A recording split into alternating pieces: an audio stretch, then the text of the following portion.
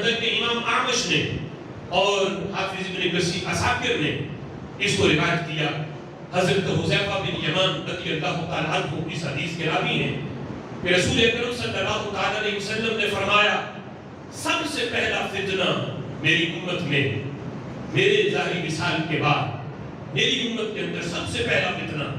حضرت عثمان غنی رضی اللہ تعالیٰ عنہ کا قتل ہے، ان کی شہادت ہے. ان کو شہید کرنا یہ سب سے بڑا پہلا فتنہ ہے. اور فرمایا سب سے آخری فتنہ یہ خروج دجال ہے. ایک قرب قیامت جب دجال کا نکلے گا تو یہ آخری فتنہ ہے اور سب سے پہلا فتنہ حضرت عثمان غنی رضی اللہ تعالیٰ عنہ کا قتل ہے. پھر فرمایا کہ جس شخص کے دل میں ایک دانے کے برابر بھی حضرت عثمان غنی رضی اللہ تعالیٰ عنہ کے قتل کی محبت ہو، قتل کی خوشی ہوئی، ایک دانے کے برابر بھی جس نے حضرت عثمان غنی کے قتل پہ خوشی کا اظہار کیا یا اس کے دل کے اندر یہ حب پیدا ہوئی ایک دانے کے برابر بھی، فرمایا اگر اس نے دجال کا زمانہ پا لیا تو دجال کی پیروی کیے بغیر وہ بندہ دنیا سے نہیں جائے گا، وہ دجال کے فتنے میں مبتلا ہوگا. اب یہاں سے وہ روافض غور کریں حضرت عثمان غنی رضی اللہ تعالیٰ عنہ کے قتل پر رائی کے دانے کے برابر بھی جس کے دل کے اندر خوشی پیدا ہو. دجال کے فتنے اگر اس نے وہ دجال کا زمانہ پایا اس کی پیروی کیے بغیر دنیا سے نہیں جائے گا. آگے فرمایا کہ اگر وہ اس سے پہلے دنیا سے جا چکا ہو، دجال کا خروج بعد میں ہوا ہو، تو فرمایا وہ اپنی قبر میں بھی دجال پر ایمان لے آئے گا. اگرچہ قبر میں پہنچ چکا پھر بھی وہ دجال کی پیروی کرے گا جو میرے عثمان کے قتل پہ ہلکی سی بھی خوشی کا اظہار کرے گا. اب اس سے روایت کو سامنے رکھ کے وہ بھولے بھالے سنی کہ جو عین حضرت عثمان غنی رضی اللہ تعالیٰ عنہ کی شہادت والے دن کہ جو کنفرم ہے کہ شہادت 18 ذی الحج کو ہے اور وہ عید غدیر والا معاملہ کہ جو کنفرم بھی نہیں کہ وہ 18 ذی الحج تھی اس دن یا اس کے علاوہ کوئی اور معاملہ تھا، وہ غدیر خون پہ جو نبی پاک علیہ السلام نے خطبہ ارشاد فرمایا جس کے پیش نظر آج عید غدیر منائی جاتی ہے، وہ کنفرم بھی نہیں کہ 18 ذی الحج تھی یا کوئی اور تاریخ تھی. این شہادت عثمان غنی رضی اللہ تعالیٰ عنہ کے دن اس دن کو عید کا نام دے کر اور اس کے پس پردہ وہ لوگ شہادت حضرت عثمان غنی رضی اللہ تعالیٰ عنہ کی خوشی کر رہے ہوں اور بولے بالے سنی یہ سمجھ رہے ہوں کہ شاید یہ عید غدیر منانا یہ محبت علی ہے. وہ اس پہ غور کریں، ہلکی سی خوشی بھی اگر حضرت عثمان غنی کے قتل کی کسی کے دل میں آ گئی، میرے آقا فرماتے ہیں دجال کی پیروی کیے بغیر وہ دنیا سے نہیں جائے گا. اب یہ پس منظر تو ہو سکتا ہے روافض کا یہ ہو کہ جنہوں نے عین حضرت عثمان غنی کی شہادت والے دن اسے عید غدیر کا نام دے کر اس پہ باقاعدہ خوشی کرنے کا اعلان کیا اور اسے عیدوں کی عید قرار دیا. اور ہمارے بولے والے سنی سمجھ رہے ہیں کہ شاید یہ محبت علی ہے کہ ہم حضرت علی رضی اللہ تعالیٰ عنہ کی محبت میں یہ کام کر رہے ہیں. اب ہو سکتا ہے کسی کو بھی اس کے پس منظر کا پتہ نہ ہو کہ عید غدیر ہے کیا چیز اور اس میں کس لحاظ سے محبت علی اس سے واضح ہوتی ہے. تو اس کا پس منظر یہ ہے عید غدیر کا جو روافض کے نزدیک ہے کہ نبی پاک علیہ السلام حجۃ الوداع آپ نے جب حج فرمایا، حج سے مکہ شریف سے جب مدینہ شریف کی طرف واپس پلٹے سفر شروع ہوا تو یہ غدیر خم کا مقام تھا. غدیر کہتے ہیں تالاب کو، خم اس جگہ کا نام تھا. تو اس جگہ پہ نبی پاک علیہ السلام نے صحابہ سمیت وہاں قیام کیا اور اس قیام کے دوران نبی پاک علیہ السلام نے صحابہ میں اعلان کیا، سارے صحابہ کو جمع کیا گیا. وہاں حضور نے خطبہ ارشاد فرمایا. اس خطبہ میں رسول اکرم صلی اللہ تعالی علیہ وسلم نے حضرت مولا علی رضی اللہ تعالی عنہ کا ہاتھ پکڑ کے بلند کر کے فرمایا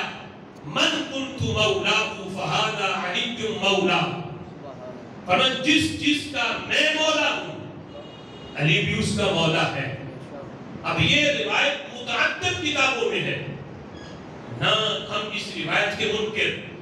نہ حضرت مولا علی رضی اللہ تعالیٰ عنہ کی مولا والی شان کے منکر، ہم مانتے ہیں حضرت علی رضی اللہ تعالیٰ عنہ مولا المسلمین ہے، حضرت علی رضی اللہ تعالیٰ عنہ مسلمانوں کے مولا ہیں، اس فضیلت میں کوئی شک نہیں، لیکن ہم مولا کا مطلب وہ نہیں مانتے جو روافض مانتے ہیں۔ ان کے ہاں مولا کا معنی کیا ہے؟ وہ کہتے ہیں کہ اس مقام پر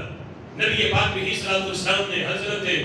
مولا علی رضی اللہ تعالیٰ عنہ کی خلافت بلا فصل کا اعلان کیا، یہ واضح اعلان کیا